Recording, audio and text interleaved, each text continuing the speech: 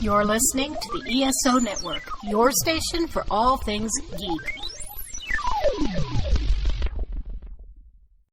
Hello, please let me see your ticket stubs for the double-edged double bill. This week, Kristen Stewart swims underwater with Charlie's Angels.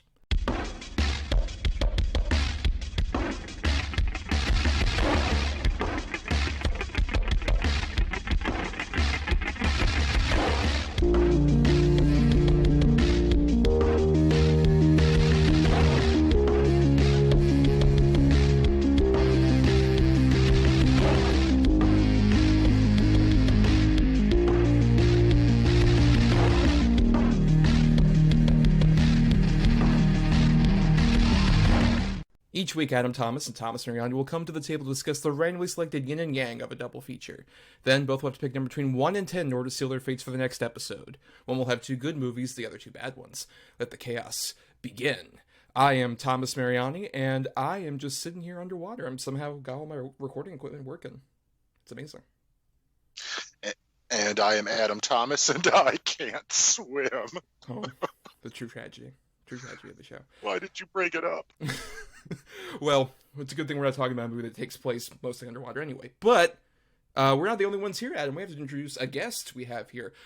She's the co-creator of the UnderSCENE and the co-host of the But Is It Gay podcast. Welcome, Arianne, to the show. Welcome. Hi, thank you for having me.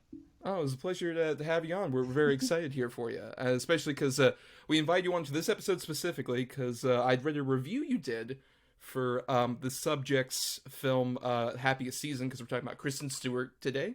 Because, it's Pride Month. We wanted to cover, we usually like to cover an episode about a queer person who is in the creative film world, and we're big fans of Kristen Stewart, and based on that review, you were also a huge fan. Yes. Yes, I am. Can I just say, when you guys invited me, I was like, I have arrived. Oh. Like, to be invited to talk about Kristen Stewart, this is all I've built my career on. Well, now it's over. You don't have to succeed anymore. That's it. But where did that love for Kristen Stewart start for you?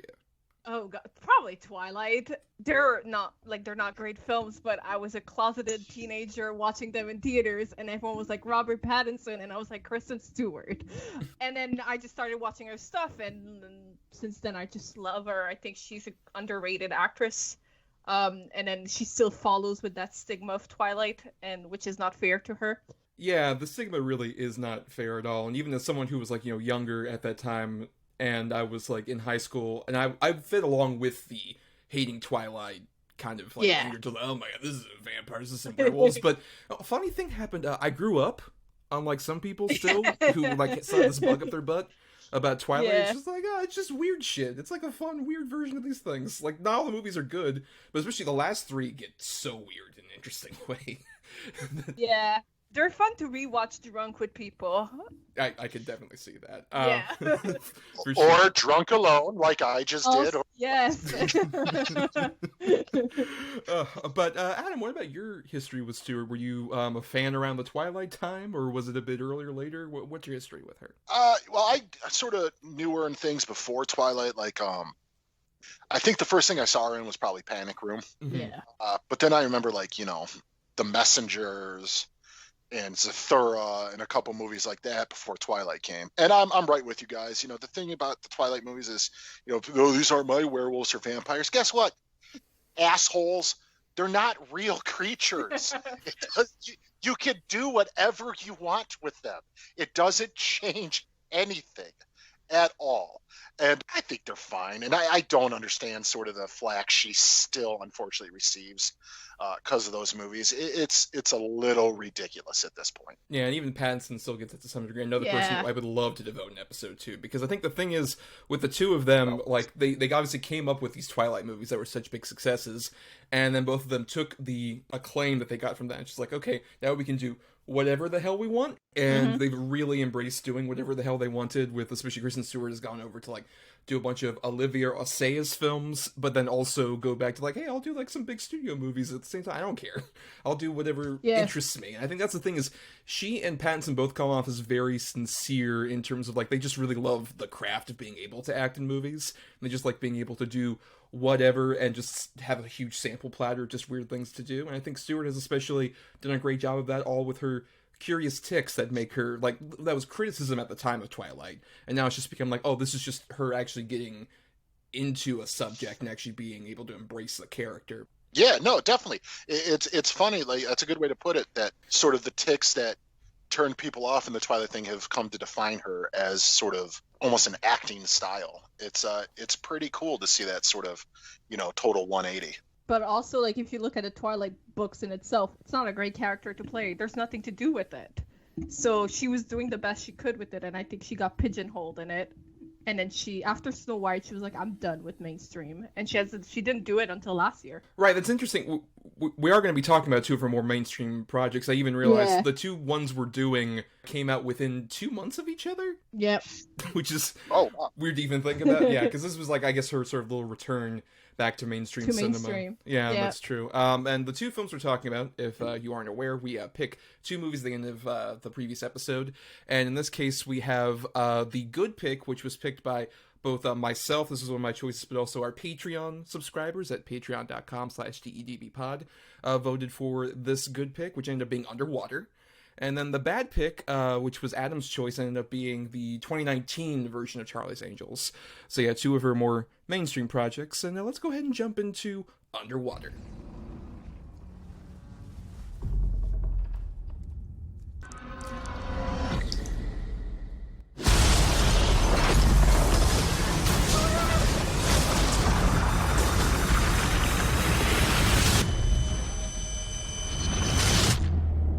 On a scale from 1 to 10, how bad's my rig? 10. We drilled to the bottom of the ocean, and we don't know what came out.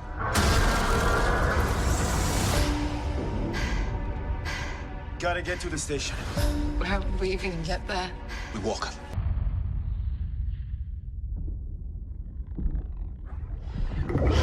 What was that? Turn your lights on.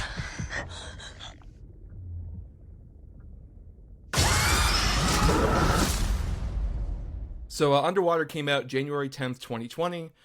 Stars Kristen Stewart, obviously, and a cast of mostly cool people and someone else. We'll address that later. But interestingly, it is the last film released under the 20th Century Fox production banner. So if you watch this movie, you'll see the last time that logo was ever used. That's fucking wild to think about. Yeah. I mean, I grew up with that logo. Well, I guess we all did, technically.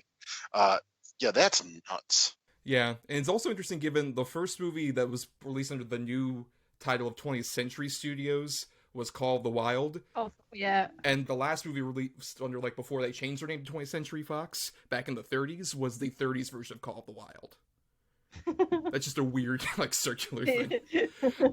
But yeah, so we're talking about Underwater, though, which came out in January of 2020, obviously, right before the pandemic, but it didn't do very well at the time. It made $41 million. This was even pre, like, COVID being an issue.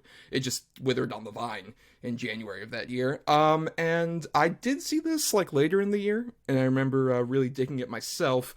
But I'm very curious about Arianne, because you said this is one you hadn't seen. Yeah, that was one of her only one I hadn't seen before. I'm not the biggest, like, horror thriller fan, so that's why I think I never went to see it. Mm-hmm. But then I watched it this week, and I was like, what is this cast? Every time. I was like, what is this cast? It's insane. That's true. What did you think of the film overall? I liked it, but I didn't love it. It's not the type of movie I usually gravitate towards, but I like this movie wastes no time to jump in. Like, literally, it was 5 minutes in and people were dying, and I was like, what is happening? I thought that I was watching the wrong movie for a second. I was like, there's no introduction. We just go straight in, and I liked it. It's very thin in terms of characters. I didn't know anyone's name except for hers. But it's fun. I would agree that I think I really liked it the first time. I think just because I had such low expectation. Watching it again, I will say it went slightly down for me, if nothing else. I think it's a case where it's a very thin Alien ripoff script. Yes, it is. You kind of spoke about the opening, where pretty much after the scene where she's brushing her teeth in the bathroom, Kristen Stewart like immediately is in the middle of a huge action sequence. The movie basically cuts a first act. Like this movie has no like big introductory first act whatsoever, just really steams ahead in a way that I admire. And I think if anything, the biggest scenes where it kind of faults are when they do kind of pause to have some character moments that are maybe not the most interesting or nuanced. But I think when it's like really embracing being this like taut horror thriller movie, I think it's a lot of fun. But Adam, I know you're a fan of this one, right? Yeah, no, I fucking love this movie, man. It's I don't know what it is. Maybe it's because this was probably one of the first newer movies I watched once the pandemic sort of started. So maybe that was kind of like something new. It kind of endeared itself to me a little bit. But A, I'm a sucker for anything Lovecraft, 100%. B, I love the look of the movie, from the suits to the sort of designs of the stations to some of the best faux underwater special effects I've ever seen. Even with them in the suits and the way they move, the way they walk, everything, it looks so good. I mean, just amazing green screen work, if it even is green screen. I don't even know if that's a thing anymore. I'm really kind of a sucker for this movie. Now, I do, have to agree the character development is not necessarily super fleshed out. With the characters you're kind of supposed to care about, they give you enough. And that's all I really need in this, because in the grand scheme of it, they're all going to be brutally killed for the most part. So I don't, it's okay for me not to be super endeared to every single one of them, especially one of them. Mhm. But yeah, I really, really dig this movie. I think Kristen Stewart shows in this movie that, I mean, she's a capable lead in almost any kind of thing you want to put her in. Like, this is her movie. She's playing the Ripley character, and she does a damn fine job of it. Yeah, it's definitely aiming to be sort of like an alien adjacent film. I think that's part of the appeal, is that it feels kind of like a movie they don't really make anymore. The script felt like it was straight up like the mid-90s, around the time of like a Deep Rising or some shit like that, where it feels like, hey, it's a very basic premise. It has like a monster of some sort, and it's a bunch of people who are getting picked off one by one, that would have, come out in the mid-90s and probably starred, instead of Kristen Stewart, somebody like a Jodie Foster, weirdly, who, like, was her mom in Panda Crew. But it shows that I definitely agree that she's very versatile. And I think it's, like I said, most of this cast is like very interesting, where you got like Vincent Cassel shows up, or John Gallagher Jr., or I guess we should just get this out of the way now. This was the last big movie that TJ Miller was in, after all of his various issues that came about. And I'll say that, one, fuck that dude. We're all in agreement on fuck that dude. Yeah, confirmed. Yeah, so everyone said it. Everyone's resties. Fuck that dude. 2, even then, I think that Paul character is the weakest one of the ensemble, because he's such a thin comic relief character who, even if you had like a non-piece of shit person playing that part, I don't know how much interest it would have in that character. With like, oh, he listens to the punk version of SpongeBob and he has the little tiny like rabbit or whatever. I don't give a shit about this guy. He's got fucking cool tattoos. I think the case of this movie is we care about the actors, so that's how we care about those characters. Like, I cared about Jessica Endrick's character because I fucking love her in Game of Thrones. Mm-hmm. I didn't care for TJ's character because I don't give a shit about him. But I agree, he's the weakest one of the link. Like, Vince, even like Cassell he's good, but like you're dumped information about him and you're like, oh, okay. And I think you're right that this movie doesn't have a first act. And I think that's where it's kind of like would have benefited from one, to introduce those characters. So we're not just like learning about them in the middle of the action, which is the best part of the movie. Yeah, but I think I'll say at the same time, I like the fact that the movie doesn't waste that much time, even when like they do kind of stop to have these character moments. They still aren't like spending a huge amount of time talking about that, and they're still just getting into like, oh shit, we have to deal with the situation that's going. I think that's the biggest thing I can praise about it, is really it's the combination of them, that most of that cast, and also the director William Eubanks, I think does a great job of keeping the pace of this movie so tight the whole time. Like, right from the start, where we were talking about that sequence where Kristen Stewart is running and then eventually trying to get that freaking door to close, you are so invested, like, oh my gosh, you're gonna do it? What the hell's gonna happen? You're already so into this moment that you're just like, what the fuck? Just, oh my gosh, you're gonna close it? Is it gonna go through? Yeah. It's a really tense bit, and I think the best scenes in this movie do such a great job of, especially the claustrophobic tension, whether it be inside that hallway or, like, in the suits. I love how the suits look so big and, like, oh, these are so badass, but also, oh, they're incredibly cumbersome, and they constantly fuck up, and people, like, die horribly in them all the time. Yeah, I agree, dude. And, you know, also, they light up like fucking Christmas trees, you know, under the water, and you're like, oh, this isn't going to be good for anybody. And I mean, it truly, it is not. But yeah, I definitely agree with you. This movie starts on fucking, you know, gear 10 and basically doesn't let up. So that's kind of why I kind of appreciate that it starts off that way, because it is a brisk watch. I mean, it's on and exciting, and it's over before you know it. And I just walk away feeling excited about it. My adrenaline was pumping a little bit. I love the end sort of reveal. It's just, it really, really fucking just is a roller coaster breeze of a movie for me. But yeah, no. One thing I wanted to add. Yeah, fuck T.J. Miller, right? Like, he's in this, and he has like thirsty boy lines. And you're like, dude, this fucking guy, like, it's just so stupid, and it is a weak character. And you know, I think I agree with you, Thomas. No matter who would have played it, the character would have been bad. It is way worse because it's T.J. Miller, but I don't think anybody you would have given it to, it would have really made a difference. And plus, you kind of know, like, oh, that character is definitely going to die. So I think that's kind of the point of the character. I mean, all the Alien movies have that one character. You're like, oh, they're definitely going to die.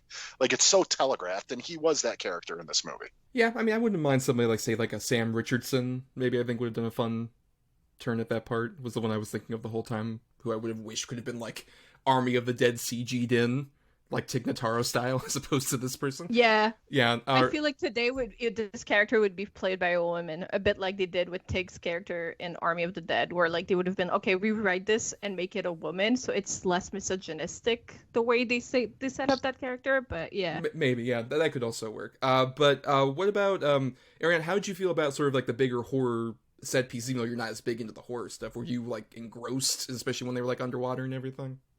No, I enjoyed it. It's not like slasher horror, so like it's very Alien ripoff. So like, and I love Alien. But yeah, no, it would, like, the creature were scary-ish. Like I knew when a jump scare was about to happen. It's like those type of movies where you're like, oh, having fun with it, but also like it never lets off, so you know exactly what's gonna happen, but you also enjoy it because it's nonstop.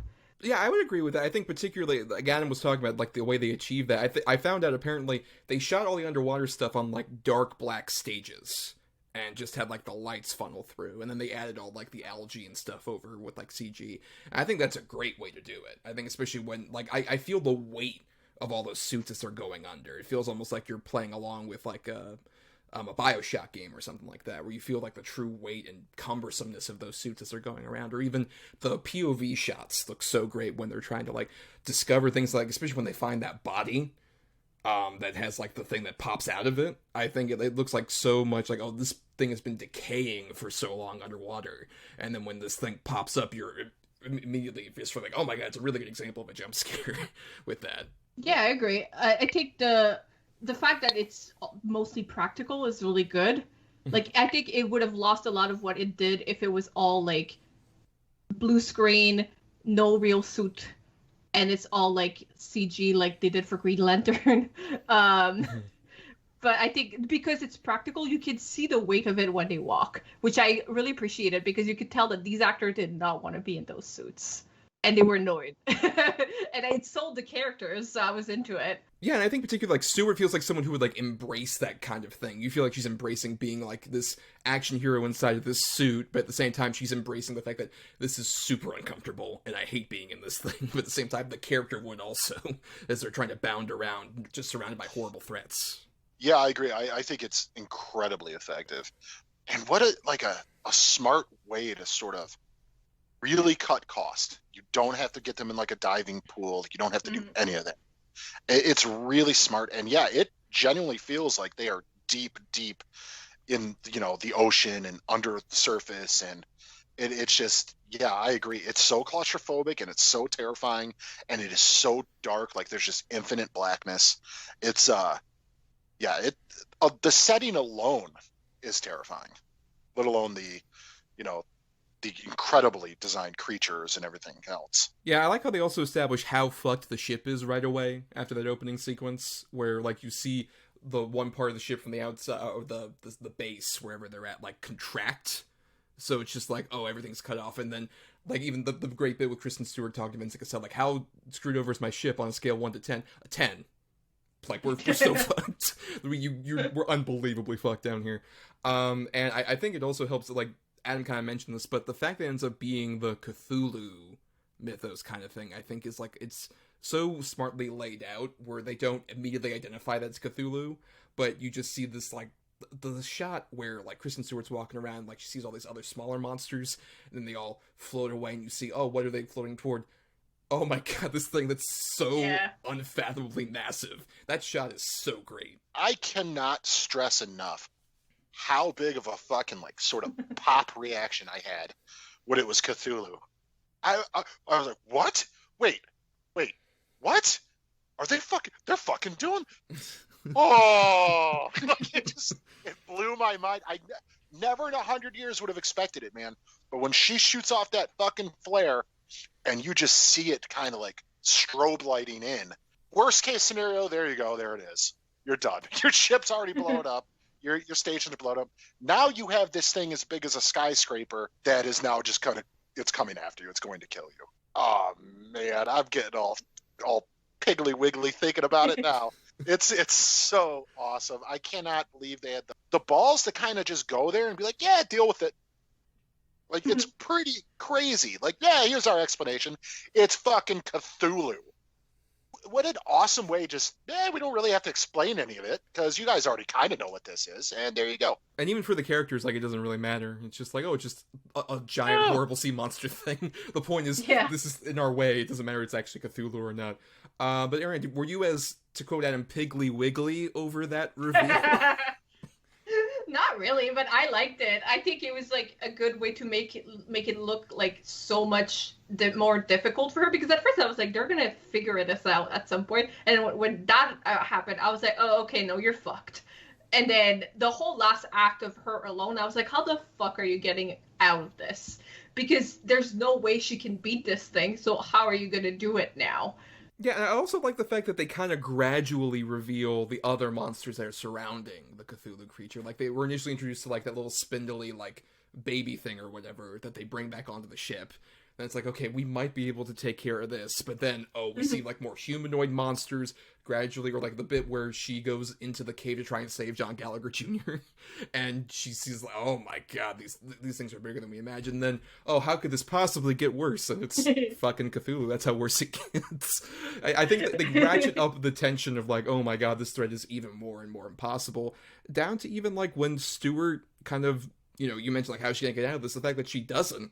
I think they do such a great job of embracing the fact that, like, she is this selfless person who, like, really especially has felt so bad at the start of the movie, having all these people die around her, and as gradually, like, everyone else dies, she's like, I don't want this to happen to, like, these two. I want to, like, at least have my last act be this, like, notable, like, sacrificial moment to save these two. Yo, that fucking thing swallows her whole, dude. like that was such a cool scene too, and disgusting and brilliantly shot, especially from her POV, from the side profile, where you just sort of see its innards when it's swallowing her. It was so cool, and there you go, right there. You're like, oh, this can't get any worse. Like, these things could just swallow her whole. Oh wait, like, it gets so much worse. But Arianne, I'm curious, so given you're a big Stewart fan, and this is one of her more, like, action-heavy parts, how do you feel Stewart kind of separates herself, especially as an action hero, from the usual type? How do you think she makes herself distinct amongst, as you mentioned, this is kind of like a Ripley-adjacent part. What do you think makes her distinct from the other also-rans of someone like an Ellen Ripley, or other action heroes in general? Ooh, I mean, we talked about her like mannerism, and I think that's what makes her part in every role that she does. But this one particularly, she has this tick that she does over and over again. I kept seeing it. I was like, what the hell is she doing? But it's very like her character where she always like goes over her head, and like it's something she does with her hair all the time, even in interviews. But it works so well with this character who's so stressed out. And I think she's the only character who's really has like an arc, and like you can see that like Stewart put a lot of effort into thinking about this character, and like from the beginning you see, oh, she is broken even before anything starts. And I think that's what Kristen does so well, is like a lot of people say that she doesn't emote, but like the way she emotes is so subtle to me that it works so well with this character, who's supposed to be like, you can tell that she's close with most of that crew, but she's also very closed off, which I like, because usually the Ripley character is always so open about everything, and she's like the badass girl, but she never feels like this. And I think it's like so different than what we've seen from Kristen Stewart before. Yeah, it kind of fits into like what I like about Stewart's other performances, that she feels like she's an introvert who can be sociable enough to at least like harbor that decent relationships with people, where like in this movie in particular, like I agree, I think she has so many moments where she is very introspective and closed off, particularly like earlier on, even when she's thinking about the spider and putting together like, how would you be here, what's going on here, like she has like this internal logic. I agree, I don't think that's the big thing that like separates her from so many other action heroes, is that she has this like believable worrywart kind of like personality to her, where she's, even when she has like her big action moment near the end, it is like at the seat of her pants, skin of her teeth, like that she's able to get that thing to go off, or any of these other moments where like she's trying to be comforting with like the other people, but she clearly has like too much of like a distance as a person because of the tragedy in her life. I think it's a great job of like, she saw this very thin character on the page where like, oh, she's upset because her boyfriend died before the start of the movie, and she's like, I am going to milk as much subtle nuance as I can out of this, and she really does. I think she really elevates the material. Yeah, and then she also, like, what I like about the character is she doesn't do anything on the first try. Like, fixing those computer takes her 5 or 6 times, and like, he's like, oh, you're an engineer? She's like, not that kind of engineer. Like, it's all the little things where I'm like, okay, I like this that they're setting up, like, she's not gonna figure it out all the time. And even like the only real like action scene she has is when she's building her suit, when she's lost by herself. The rest is really like her just barely making it out. Right, and even then with that suit, I love that she also barely gets out of that too, where Jessica Henwick has to like destroy her helmet in order for her to breathe after a certain point. Would you agree with all that, Adam? Oh, definitely. Yeah, my favorite part of the character is that she's not sort of like, you know, Wonder Woman. She's a ball of stress. She's an introvert. She's fucked up a little bit, like just she's doing whatever she can just to sort of deal with whatever current problem is, and then get to the next one and have to sort of fucking deal with that too. She's just doing the best she can at any given moment, and yeah, she just wears the sort of stress on her sleeve, being overwhelmed by the entire situation, and that having to use whatever knowledge she has to just sort of save all these people. And she is in no way, another thing about sort of her performance in this as sort of the action stars, and there is not one sort of over the top, get away from her, you bitch moment. It's just, she's just dealing with it in any way she knows how to the best of her ability, sort of the whole movie. And it's kind of refreshing that she's just not this ultra super tough badass. She's just a normal person who's got flaws and sort of limitations, but she's doing what she can to get out of this extreme situation. Yeah, though at the same time she's able to have like badass moments, like particularly the last shot of her with like the water rising up as the station's about to explode is such a cool damn shot. It's just like it looks so great. Oh, for sure. Yeah, that's sort of the crescendo of her character, where she's like, fuck it, this is how I'm going to do it, and I'm accepting this, and fuck you, Cthulhu.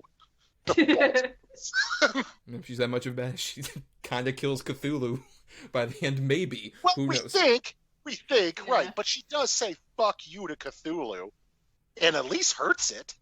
Yeah. Like, that's pretty badass. But even then, she wasn't gonna do it until she sees that her friends are in danger. That's the only moment. That was she was just giving up and be like, I guess I'm dying down here.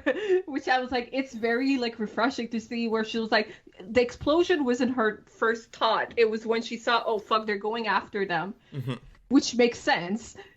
And then she's like, okay, now time to blow myself up, which I like because it's different. Usually the hero in a movie will blow themselves up to save the day right away, but they gave her a moment to like realize what she needed to do.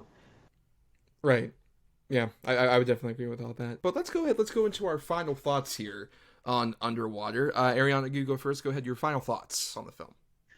It's a fun movie. I don't know if I will rewatch it like soonish, but it was a fun like little like it's an hour and a half, not like even so it's a good like little like stressful an hour and a half where like it's just nonstop action, which I can appreciate what it tried to do.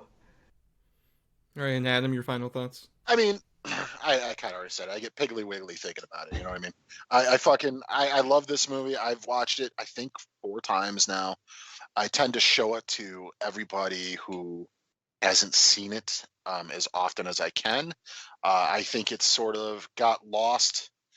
It was released in January, which, as we all know, is sort of dumping ground, especially for horror films.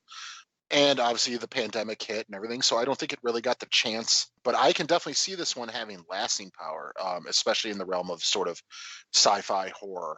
I think it's brilliantly designed, brilliantly realized, really well acted, except for T.J. Miller, because fuck that guy. And, you know, it's also got Cthulhu is in this goddamn movie. So yeah, I love this. Yeah, aside from some of the issues with the writing and obviously that one particular part of the cast, I would say this is still like a very fun movie. And I think it's a great example of, as we mentioned, Kristen Stewart taking material that could be a lot more familiar in lesser hands, and I think doing a great job of balancing out her character, really making her have a bit more nuance than I think is on the page there. But also a lot of credit to like William Eubanks, who does a really great job of like really immersing you in this like very fraught situation and really playing up the claustrophobia and the building tension of realizing what this threat is ultimately. And also like most of the other cast members, yeah, I think do as good a job as you really can with taking what I think would have been like a mediocre, like, all right, this is fine movie, making it a much better than average. If you had told me the premise of like, oh, it's a bunch of people underwater trying to stop a bunch of monsters, I'm like, that could go either way. And I think this went mostly positive for that. Before we go into our next film, hear this promo for another ESO show you can queue up right after ours. DragonCon 2021 is scheduled for Labor Day weekend, and whether it's an in-person event or once again goes virtual, the DragonCon Report podcast crew will cover the con right up to the big event. So sit back with your bucket of rum, dragon's mead, apple pie, or whatever your beverage of choice, and tune in to the latest news, notes, interviews, discussions, and even a dragon tale or two on the DragonCon Report, a proud member of the ESO network. Check us out at DragonConReport.com. And now let's get into our second feature, Charlie's Angels. You want to be an angel? I've had a taste. I want in. Good morning, angels. Good morning, Charlie. Don't forget to smile. In your dreams. It's the day drinking. That's what I like the most. We're still in the first closet. There's another closet. Whoa.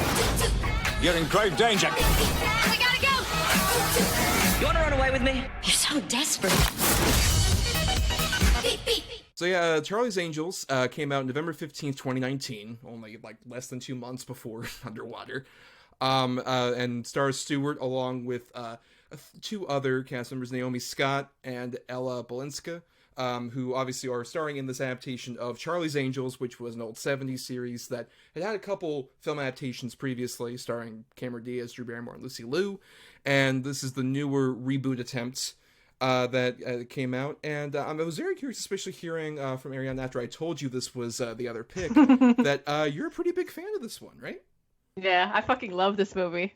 I think I saw it 3 times in theaters. I love Charlie's Angels, so I'm not difficult to please with a Charlie's Angel adaptation, but yeah, I love this movie. Wow, okay. It's not one that a lot of people defend. I'm glad to have a pretty big defender on the show. I'm curious to hear more. But Adam, this was your bad pick. And I'm curious, do you think it's that bad? You know, on first watch, yes, I did. Rewatching for the show, It's fine. I don't hate it. I don't think it's great. I have a lot of issues with some of it, especially sort of the way the action is shot. I think it's sort of haphazard and lazy. I hate the Photoshop stuff. It is atrocious. But I think our sort of topic of the evening, our woman of the hour, Kristen Stewart, is fucking slaying it in this movie. She is having such a good time. And to me, she is on such a level above everyone else in the movie. So for that, I found it more enjoyable this time, for sure. Yeah, I hadn't seen it because it wasn't a huge success when it came out. It made about $73 million, still a $55 million budget, so it didn't necessarily garner a huge amount of success in theaters. And I hadn't seen it until doing it for the show. And, you know, I'll say I agree that, like, I thought it was fine. I didn't really have a huge amount of issue with the cast, or I think even the script of it. I think this would have been, I think, a bit more fun if maybe it was Elizabeth Banks is the writer-director. I think she wrote a fun movie. I think maybe if you got a more experienced action director behind it, I think it would have been a bit more enjoyable, because my biggest problem really is the action sequences are very poorly edited, I would say, and have some interesting choreography, but are just like, it feels weirdly stiff, I think, with the action beats, which is a bummer, because I think if you took the same script and same cast and got a more experienced director there, like I would even say like a Kathy Yan who did Birds of Prey, I think this movie would be a blast. And as it stands, I think it's a really good movie in search of at least a better visual style, to me. Yeah, I agree. Oh, okay. Twist. I love this movie, but I agree with the action scenes. You could tell that Elizabeth Banks does not know how to direct action. And I think it would have benefited from like having someone else direct those scenes. Like I know there's some movies that have done that. But I love this movie because it's probably the most fun Kristen Stewart has in any of her films, where she actually gets to, like, I think that was one of her first comedic role, and like after that I was like, she just needs to do comedies nonstop. What I like about it is that it doesn't try and redo Charlie's Angels. It builds upon Charlie's Angels, because you can't erase those movies and those Farrah Fawcett's TV show. And I think that's why I love it so much. It's because it just acknowledged the history of Charlie's Angel, and it's just like, well, we're going to build upon it. But I agree, the action scenes are not great. They're edited very poorly. And I think it does hurt the movie a lot. Yeah, I think it's a shame, because like I think what I also like about it, I agree that it doesn't go as much for like trying to recreate even the McG movies, which were very stylized and silly. But I think what it does embrace in a way that those other movies didn't, because those movies are very like early 2000s, late 90s, like Spice Girls, girl power kind of movies, where it's very thin, just like, girls are great, but we're not going to really go much further than that. And we're also going to over-sexualize them at the same time. Definitely did a lot of that. But I think this movie does a great job of at least embracing the fact that, like, that being a spy in a Charlie's Angels setting is a bit more, like, emotionally open. Like, I like that there's bits where it's just like somebody died. Let's have a moment to, like, try and emotionally grapple with that. Let's hug each other. Or some shit like that. Or even, I think my favorite scene of the whole movie is after the big explosion happens, and Kristen Stewart and Ella Balinska have a really good, like, heart-to-heart moment where Ella Balinska thinks she's died. And it's like, I didn't even think you gave that much of a shit about me. I don't know, I'm kind of annoying. And, like, it's a really honest, like, sort of emotional bit between the two of them. Like, oh man, there's so many moments where I'm just almost frustrated, because, like, there's a really great movie in here that I want to embrace even more. But it's just, like, slightly hampered by some of the action stuff. Yeah. I think the problem with this movie is it would have benefited from maybe reshoots. I don't know if they had any with that budget, but I think, like, even the last, like, scene, I was like, you're ruining your movie by having, like, the comedic moments. But, like, the problem with this movie is the fact that, like, the characters don't know each other at first, and then they know each other, and then by the end you're like, oh, okay, like, they love each other, but the way it's edited, it makes it look like no time has passed, when you can tell that time has passed a lot. And if it wasn't for those three actresses and their chemistry, I don't know if this movie would have had an impact for me as much as it did. I actually 100% agree with you. I think the three leads do have really good chemistry together. Like I said, I think Kristen Stewart's sort of the shining example of the three, but they're all really good, really capable. Elizabeth Banks is perfectly fun as Bosley. Jamin Hansu is great in it. I love, I can't remember his name, but the guy who played sort of the heavy, the assassin. Jonathan Tucker. Really weird. Yeah, really weird turn to see Jonathan Tucker as a heavy, because I always remember from Texas Chainsaw Massacre remake. I'm like, oh, what the hell? The action, she needed either an entire different director, or B, sort of a second unit to handle most of the action. And I think the script needed one more pass. I think it's almost there, but it's just, I never feel really the weight of anything that's happening in the movie as far as the plot, as the villains and things like that. Like, I don't care. And especially in an action movie, if you don't care about sort of the stakes of what's happening, then it's hard to sort of appreciate any of the build up to it. Like, it didn't matter to me. I think it probably would have benefited from being more of a spy comedy than necessarily action specific, because I feel like the action scenes feel almost like we have to have them, and that's why it feels like, oh, we have to like obligatorily have this, because the previous Charlie's Angels kind of did that as well, as opposed to, I think the best moments in this movie are really when they have these comedic points around like a spy situation. Like, my favorite like set piece, as it were, is not an action one. It's the whole thing where they're sneaking into the one science lab and they all have the same disguise on. And I think that's the best example of like the direction from Elizabeth Banks, where there's that whole sequence where each of them are like walking around a different part of the office building, and you can't really tell like who's who and where is where at that specific moment. But she does such a great job of like really keeping you immersed in like, okay, one person's off doing this, the other person's doing this, and I think there's a lot of sort of fun in seeing, especially like I think Ella Bolansky has like the most time to shine, where like she's destroying that one place. And the Noah Centineo guys are just like, hey, maybe you should, like, you can't really touch any of that stuff. That's not stuff you should really be touching unless you're authorized to do so. Like, that's where he has a lot of fun with, or even the bit where Naomi Scott, who people might recognize from, like, Aladdin and other stuff like that, is, like, doing her big speech during the meeting, where she's like, I want to be a part of this, I think I'm capable, and they're all like, that was so great, but, like, you're in the meeting, we were going to involve you in this. Like, you don't have to really prove yourself. Like, we were going to give you the iPad after I was done talking. And shit like that. That's, like, a really great... And even Kristen Stewart reacting, like, did that feel good? Because it felt like it felt good. You know, I can see it from over here. Yeah, that sequence and the sequence where they're trying to go into that silo thing, where, like, Ella just goes by herself and Kristen Stewart just like, what the fuck is happening? And like, it's at the physical comedy moment in those action scenes, that's where this movie shines. And I think that's why they got Elizabeth Banks to do it, because she did such a good job with the Pitch Perfect trilogy and those comedic moments in that movie. But I agree, it should have had someone to help her at least for those action sequences, because I think it would have been a much better movie if those action sequences worked much better. Yeah, and they also would have even sold the joke better. Like, even the way Jonathan Tucker ends up dying. Like, I love that moment where like he ends up like getting impaled, and Sam Claflin is sort of like our main tech villain. It's just like, why does this keep happening? Why is everyone dying around me? Like, that's a really funny bit, but I think it would have been sold even better by a fun action sequence proceeding, as opposed to, it really feels like they're just kind of standing around and throwing punches, as opposed to like any kind of choreography there.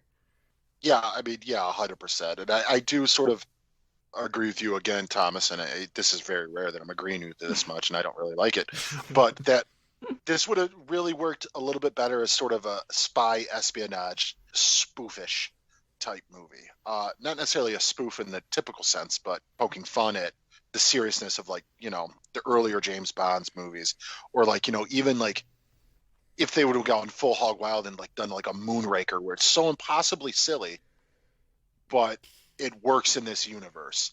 The fact that they leaned a little too heavy on everything's got to have crazy car chases and gunfights and everything because of the Avengers movies and the Marvel movies and, you know, the Bourne movies and even the new James Bond movies, I think hurt it, because it's hard to stand out, especially in the field of those movies when they're done by, you know, the best of the best. And to sort of try to do that and also have a team up movie and also have it be all this stuff, it feels like it gets a little bit lost in the shuffle, which is unfortunate, because I would absolutely be down for a campy Charlie's Angels send up of the spy genre, which honestly, logically, that would kind of be the only way to go moving forward if they're going again.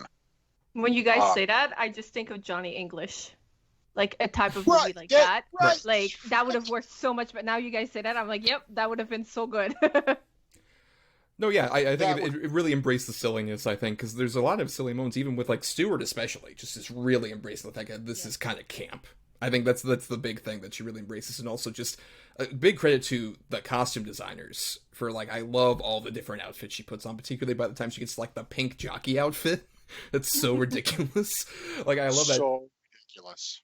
But even how, like, they have, like, the closet, and she's just like, oh, yeah, it's, you can just borrow these and then bring them back. Like, oh, we're supposed to bring them back. That's the part that she didn't even recognize.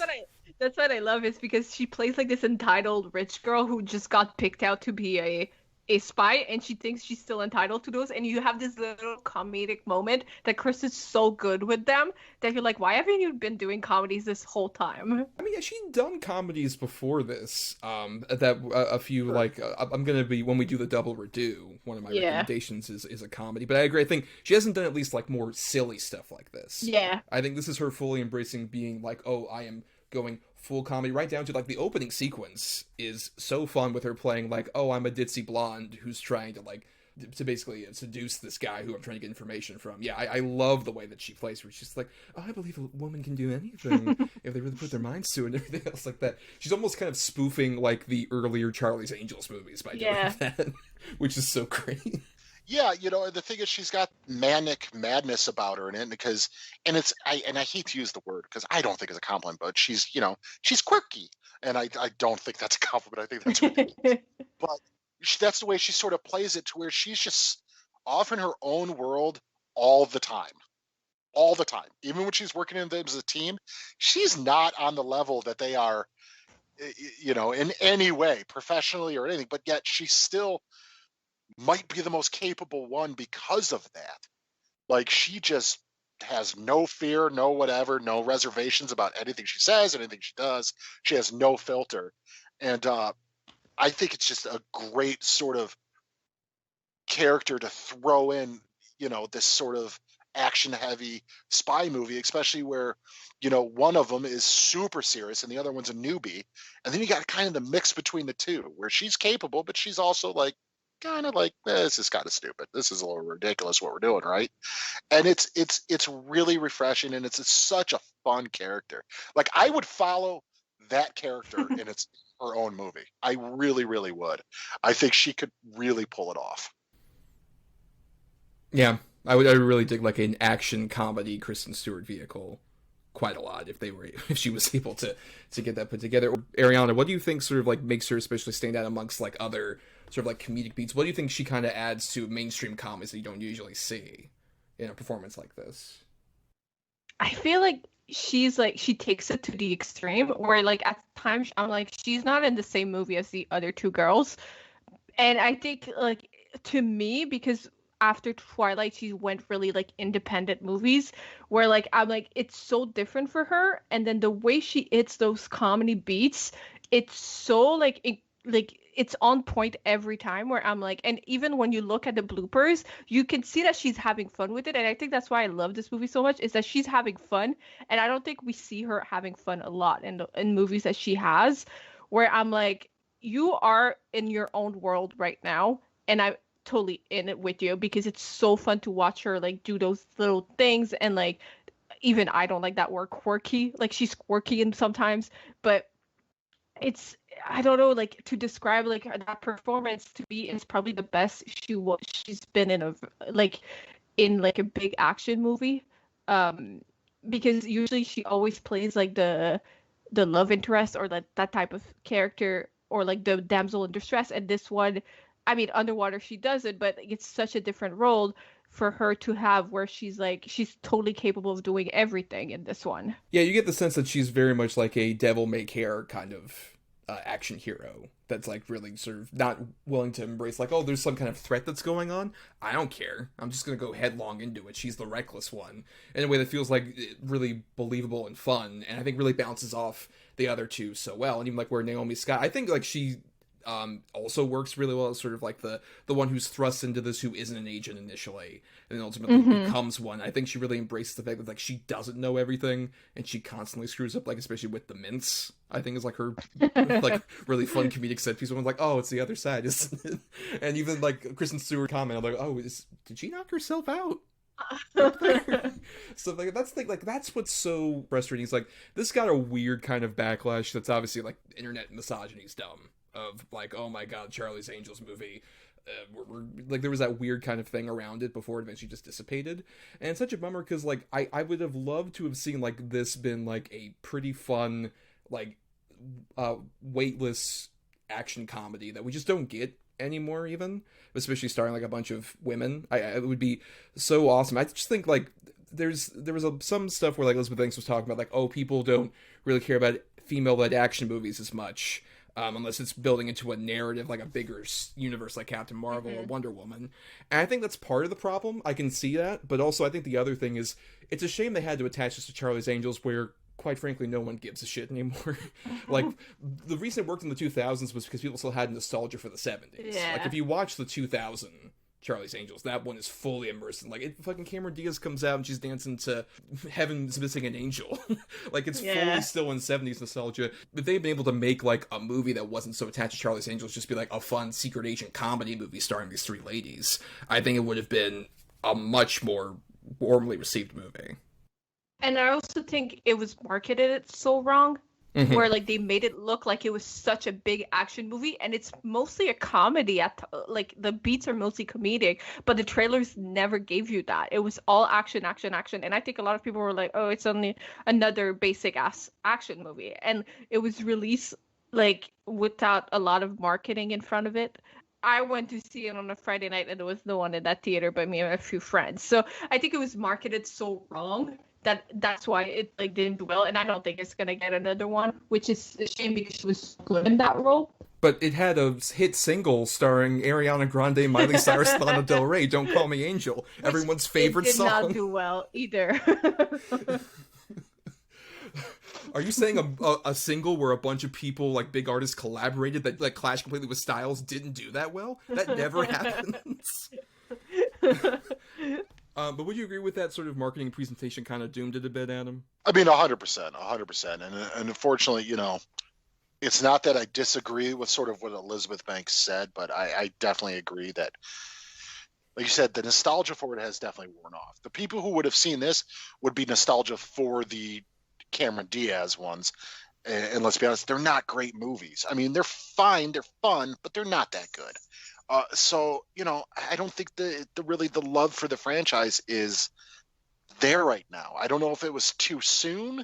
And it might have been because they also tried television reboots in the meantime. They did try. How many of them? At least twice.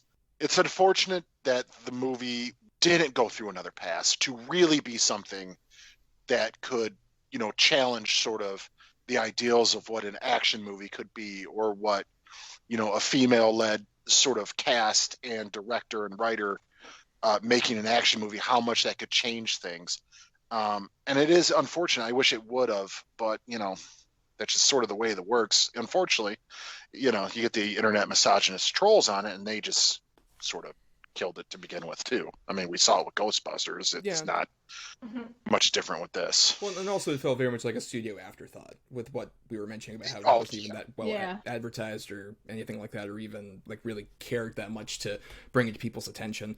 And I will say I think even I wish it was even able to have a slightly more of a different identity with stuff like even the Jonathan Tucker character. I think feels like a weird attempt to imitate the Crispin Glover character from those Charlie's Angels movies, which is, you can't replicate that because it's fucking Crispin Glover going insane, which is like one of the best things about that movie. Is he's like a weird silent movie villain that shows up in the middle of that.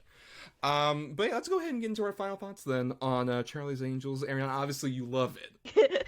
I can agree that there's problems with it, but it's so fun. And it's like the comedic, I'm a big comedy person, so having an action comedy is you're always going to go straight to my heart. And like, I think it would have benefited from not being a Charlie's Angel IP and being original, but I still rewatch it every few months, so I can't say anything bad about it. And Adam, your final thoughts on it? I think it's incredibly flawed. I do think there's a lot of fun in it. It's sort of makes me wonder where it could have gone if they would have kept going with this, like what they could have done, how they maybe just shook it up. Unfortunately, with the poor box office and everything like that, it's not going to happen. But on our topic, I think Kristen Stewart just shines in this. She chews up every bit of scenery she's in. She single-handedly steals and almost saves the movie at the same time. She's really, really fantastic. It's a great comedic turn from her. It feels like it's basically her personality, but at 11 in real life. Like, it's almost like she's playing herself, but amped up. I just absolutely, I adore her in this movie, and I just wish there was a better movie around her character. Yeah, I mean, I overall pretty much would say that it's definitely a very flawed movie. I think, like I said, Elizabeth Banks is a very good, I think, comedic presence as an actor in the movie, and the script that she wrote is has a lot of fun warmth that we don't really see in modern action comedies even that much. There's a lot of sincerity to it, but I do wish they kind of had someone to help her with the action sequences. And also, I think it's a shame because this cast, I think, is so fun. I think not just Kristen Stewart, but the Naomi Scott, Ella Balinska have so much fun back and forth going with each other that I think they would have deserved, I think, a better movie. It's kind of the same way I feel about the Ghostbusters movie, honestly, the 2016 one, where it's this is a fun cast that I wish had gotten a better movie to really show off their abilities. And I think, especially with these three, I think they deserve to at least be in some other movie together. I would love to see the three of them reunite, even if it's not in a Charlie's Angels capacity. And also, I think it's a shame this movie has just been completely erased from existence, basically. It feels almost like a movie that does not exist whatsoever. And it's a shame, because I would recommend anyone give it a chance, where it's I think at worst you would just be oh, that's fun but forgettable. Or you might be like Arianne and just love it. Who knows? Anywhere in between, I don't think you'll hate it if you give it a chance. I'd recommend it for that. But before we get into our next section, here is a message from the ESO crew that we fully endorse. Welcome to Dr. Geek's Laboratory. Hello everyone, Dr. Geek here with a shout out to all the scientists who worked tirelessly to bring a COVID-19 vaccine into reality. Let's face it, creating something of this magnitude is a miracle worthy of Dr. McCoy himself. And now, Dr. Geek needs you to do your part. Remember, each shot is one small step back to normal, one giant leap to putting the pandemic behind us. We can do this. For more information, visit vaccines.gov to find your nearest provider.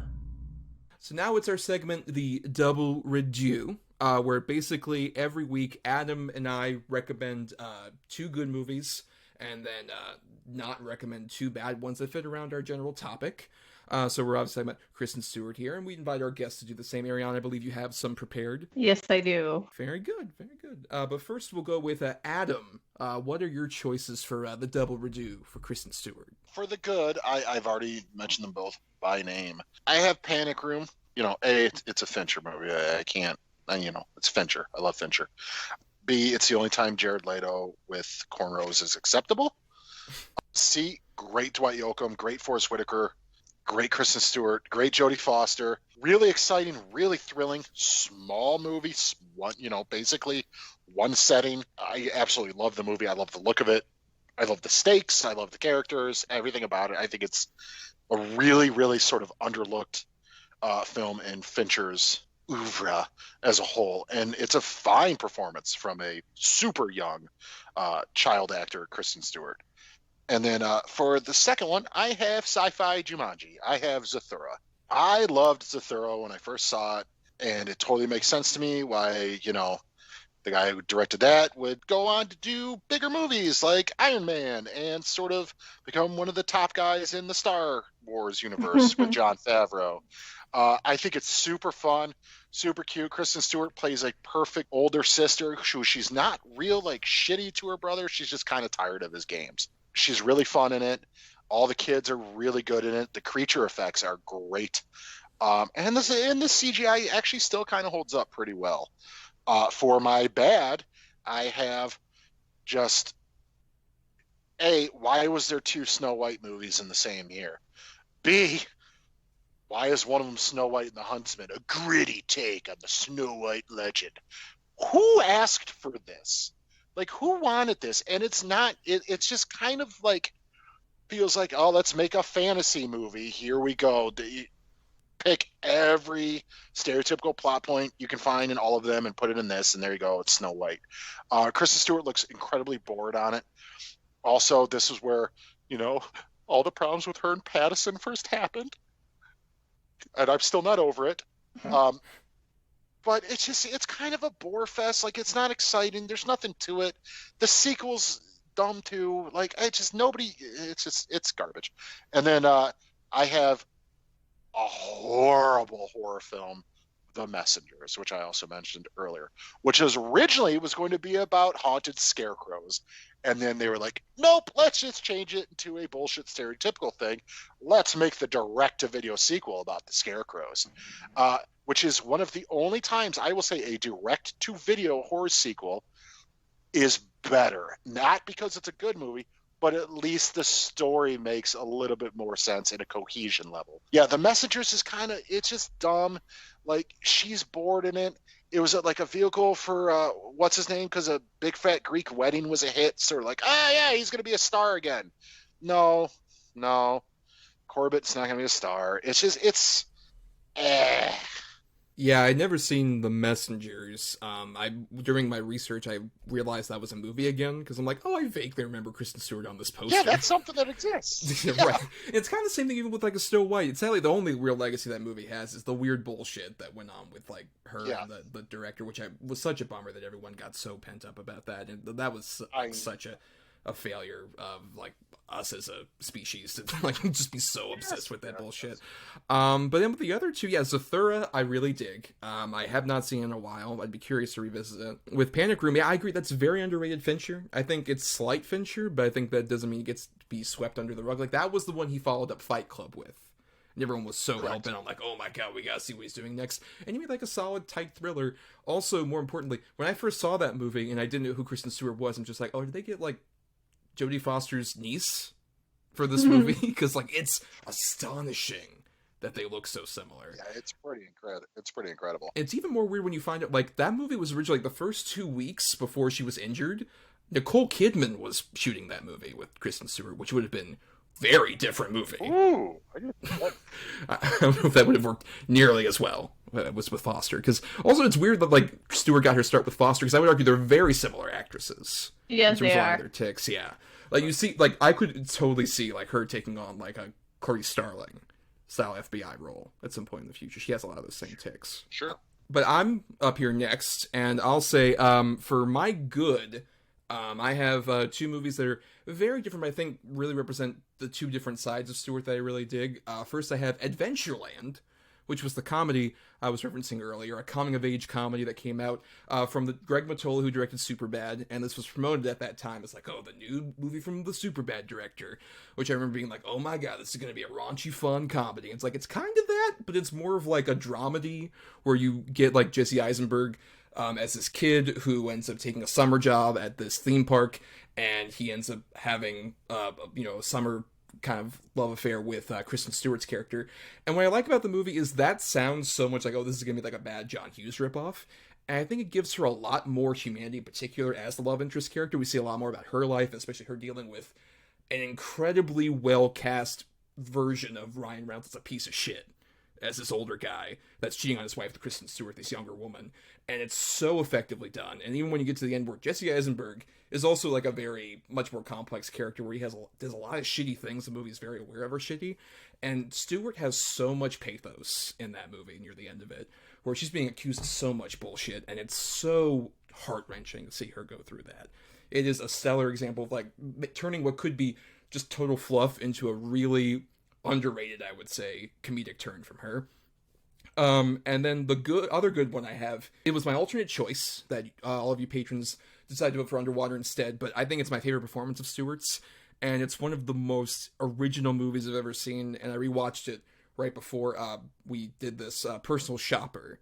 I think it's this really interesting movie by Olivier Assayas that's basically, Kristen Stewart plays a personal shopper in Paris who, like, shops for a celebrity when they can't obviously go out and shop for clothes and stuff, but also was a medium at a certain point, and her brother died, and she's been searching for her brother's ghost. And it's this weird kind of blend of, like, a slice of life drama and a really scary horror movie that's just, like, so spellbinding. I can't emphasize enough how much I when I initially saw it, I liked the movie. I was like, oh, this is different, interesting. And rewatching, I'm like, this is such a beautiful portrait of loss, and is also really fucking scary at the same time. Like, it's such a unique mix that I can't emphasize if it's so hard to describe. I would so recommend anybody. It might not sound like your bag, but give it a chance. I love that movie so much. And just really quickly with my two bad, I have What Just Happened, which is a Barry Levinson movie no one remembers, starring Robert De Niro, where he basically plays this guy who is a movie producer, and his daughter is Kristen Stewart, and she's one of many people he visits along this, like, one day where everything goes wrong, and it, along with the other bad feature I have, commits the very bad sin that a lot of her worst movies do, and just not give Kristen Stewart a lot to do. It's just like I'm just the daughter character, I get into some weird situations, and Robert De Niro ends up being mad about it. It's just kind of like a blasé whatever movie. And then also Billy Lynn's Halftime Walk, which is the infamous Ang Lee disaster that he shot in 120 frames per second. And she's one of many people where, like, that cast is insane, where it's like Steve Martin shows up, and Vin Diesel shows up as well. And I'll say, like, it's such a weird miscalculation for Ang Lee that's, I'll just say, kind of fascinating, just in terms of, like, how wrong-headed it is. But Kristen Stewart is, I think, the big highlight of that movie, because she plays Billy Lynn's supportive sister, who I just wish was, like, more in the movie. I like her chemistry with the main actor as a sister, and I like that, like, it feels like she's so supportive as everyone else is, like, trying to really just emphasize, oh, you're coming back from the military and all this other stuff. She feels the most like, no, I just know you, dude, and I know you don't like all this attention. I think she's making the best out of what she can with that movie. But, like I said, along with What Just Happened, commits that bad sin of just, there's not a lot of Stewart. Where's more of the Stewart? That's the spice you need more of. You know, I saw Adventureland when it first came out. I was not crazy about it. I haven't watched it again since, but I think it's because I was expecting another super bad. I would love to revisit that one. It's been one that has been almost daunting for me to go back to. But I'm definitely sort of excited based on what you said about your recommendations to go back to it. Yeah, Personal Shopper is, it's so good.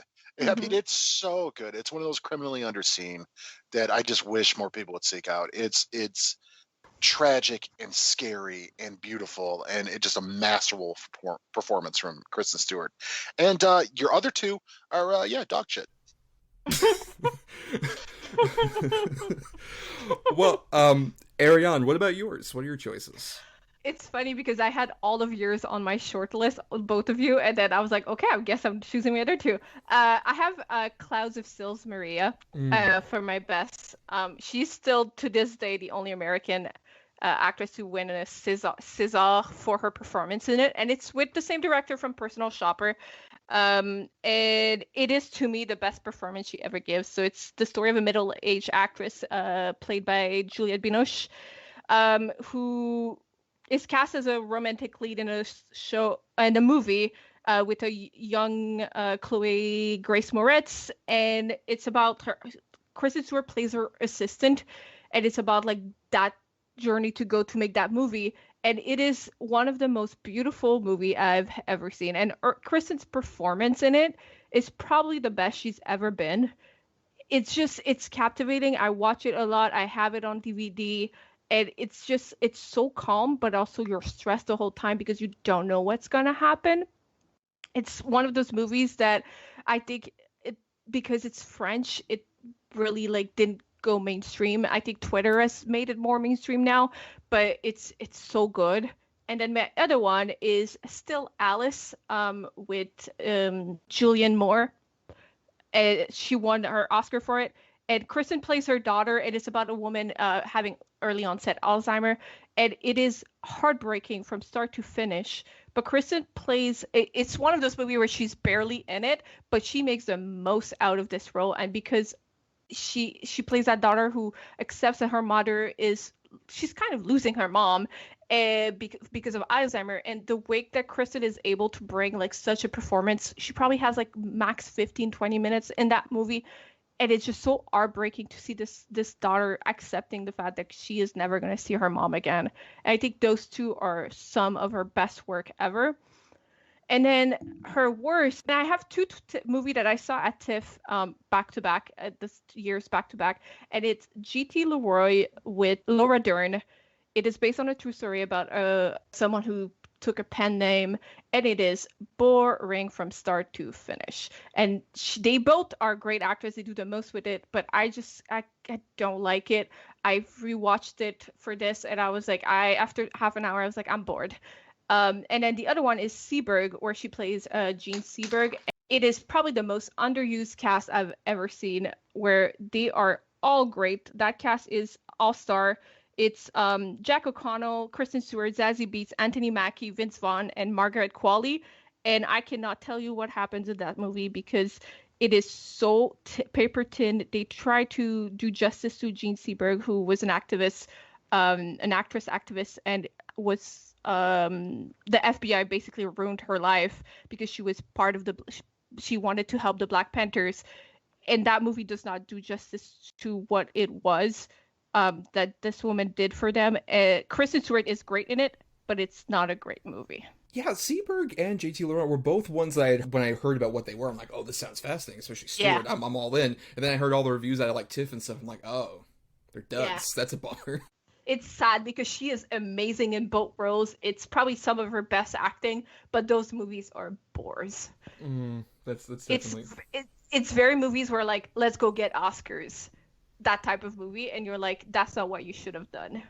Yeah, and I'll say with Still Alice, that's one that I want to force myself to watch it, not because like I'm sure it's a great movie, but the subject matter is so heavy. It's hard. Oh, yeah. It's so sad. The year that she won for that is when I was still keeping up with trying to watch all the Oscar movies. Yeah. Oh man, it's so sad.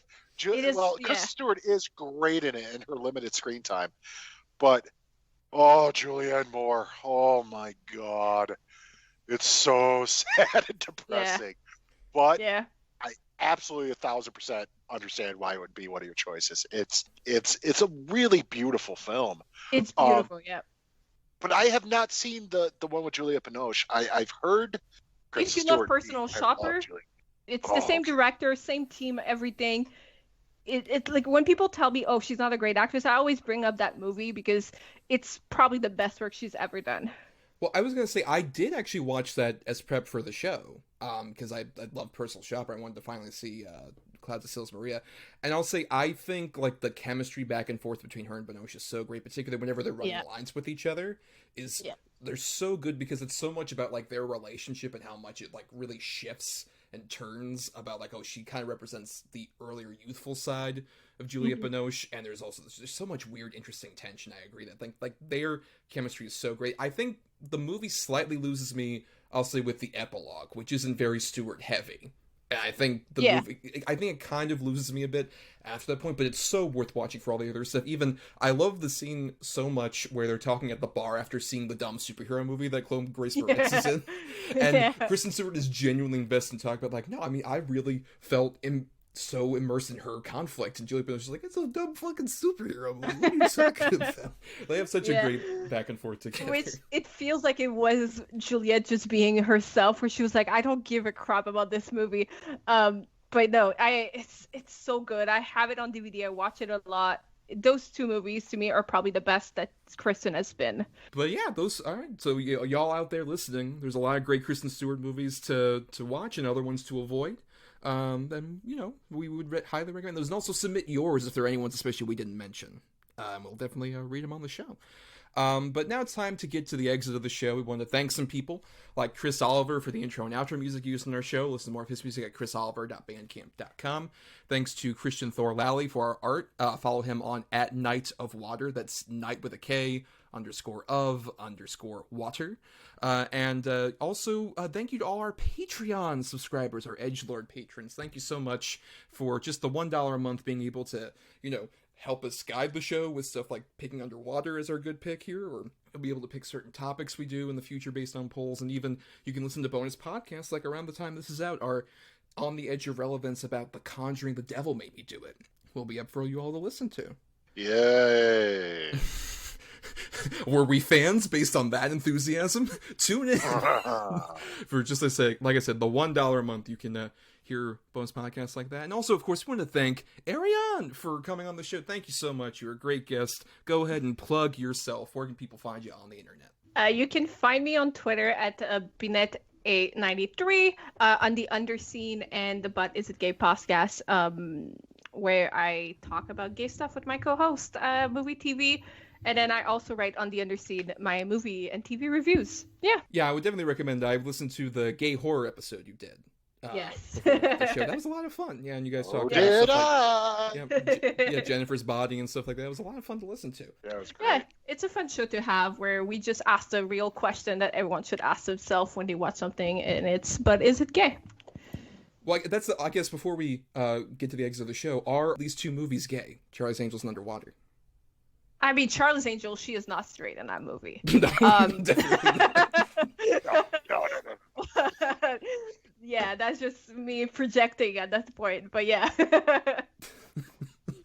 Very true, very true. But, for more of our antics, you can follow us on Twitter and Facebook at DEDBpod.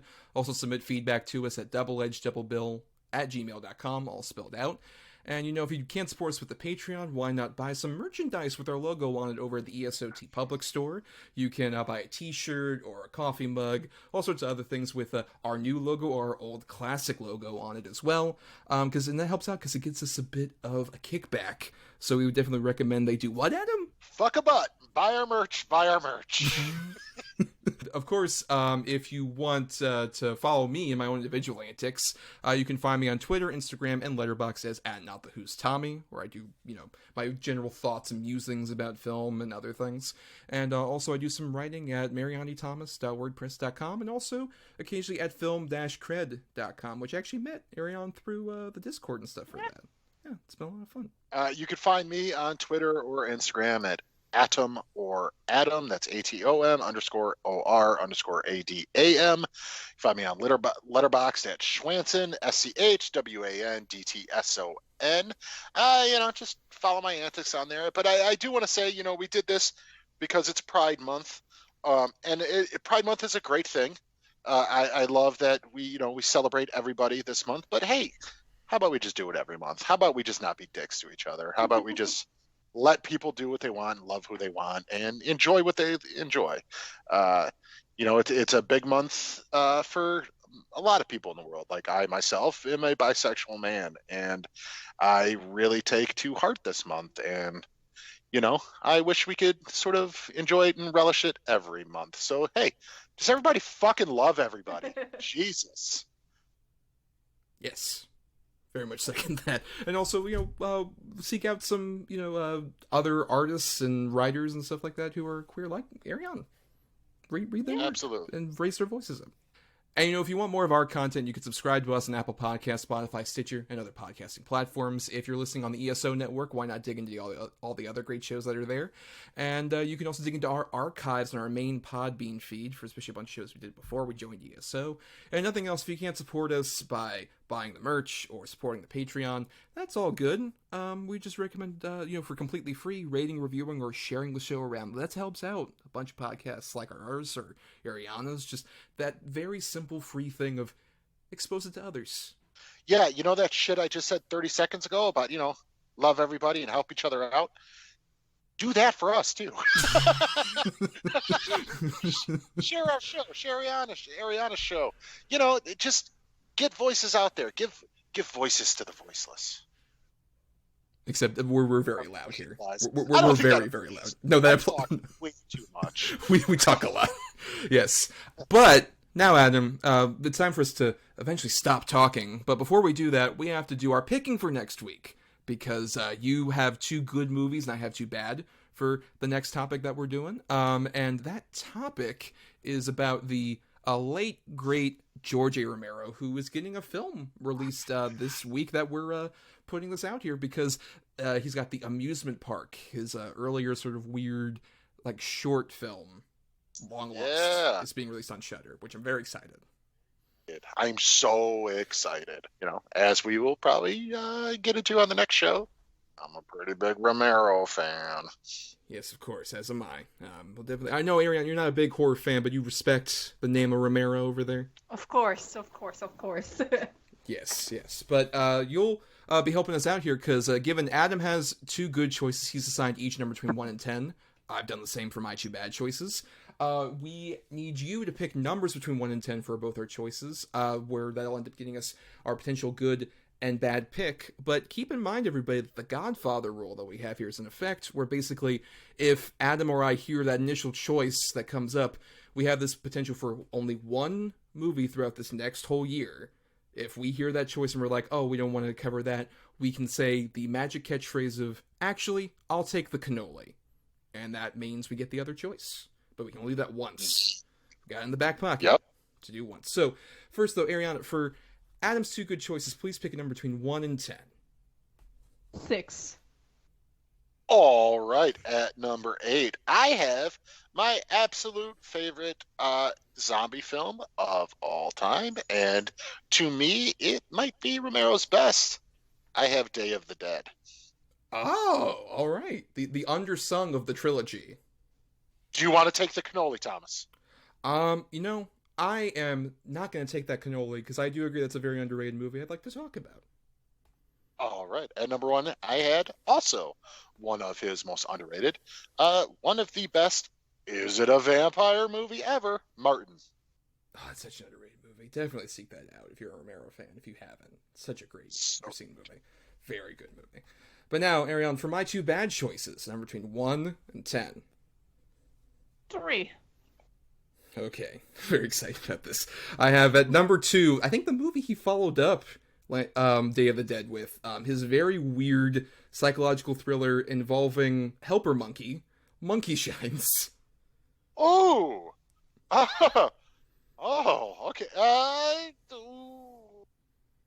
All right, we'll keep it. I'm not taking the cannoli. I'm not taking it. Okay, all right. Well, that's good, because I think we would have had a worse time with over at number 7. I had what I would argue is his worst film, easily, and probably his most obscure for good reason, Bruiser. Oh, I would have taken the cannoli on Bruiser. I'm not even going to lie to you. If Bruiser was first chosen, cannoli, I would have used it right then and there and been fucked for a year. Yeah, oh, God. Okay, all right. All right. Oof. So, yeah, Monkey Shines and Day of the Dead, that'll be very fun to talk about next time. But until next time, everybody, go support some queer folks. Go do it. Yeah, do some stuff. Be nice. Explore, for fuck's sake. You close-minded hacks. Not our listeners. No, you're all great. It's those other guys, so fuck them. The other guys, fuck them.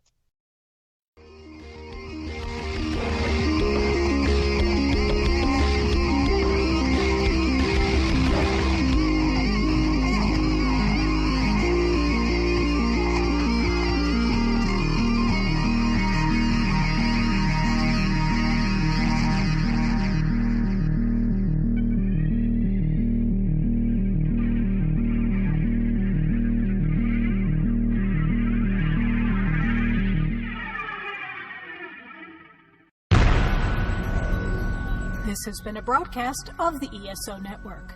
Be part of the crew and help support our shows by donating to our ESO Patreon or by shopping for the TeePublic store, which can all be found at www.esonetwork.com. The ESO Network, your station for all things geek.